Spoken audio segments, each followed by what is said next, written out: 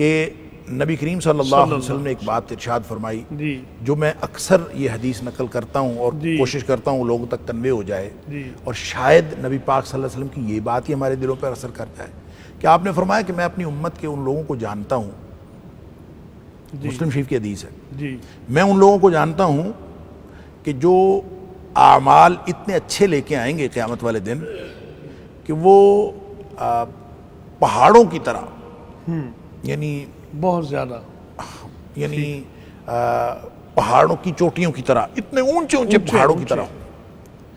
اچھا یہ کہہ کے کہ پہاڑوں جیسے اعمال لے کے آئیں گے، پھر نبی پاک صلی اللہ علیہ وسلم فرمایا کہ فَيَجْعَلُهُ اللَّهُ هَبَاءً مَنْثُورًا، اللہ تعالیٰ ان سارے اعمال کو گرد و غبار بنا کے اڑا دے گا. اللہ اب یہ گرد و غبار بن کے اڑ گئے، صحابہ تو ڈر گئے، اللہ کے رسول صلی اللہ علیہ وسلم ان کی نشانی بتائیں تاکہ ہم ان میں سے نہ ہوں. آپ نے فرمایا تمہارے جیسے ہوں گے، تمہارے جیسے اعمال کریں گے، تمہارے جیسے معمولات ان کے ہوں گے.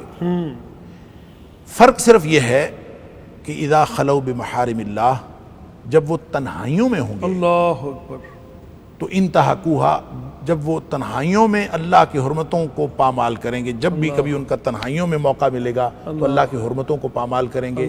تو اصل بے حیائی جو ہے اس سے بچنا ہے تو خلوتیں پاکیزہ کرنی پڑیں گی، تنہائیاں پاکیزہ کرنی پڑیں گی.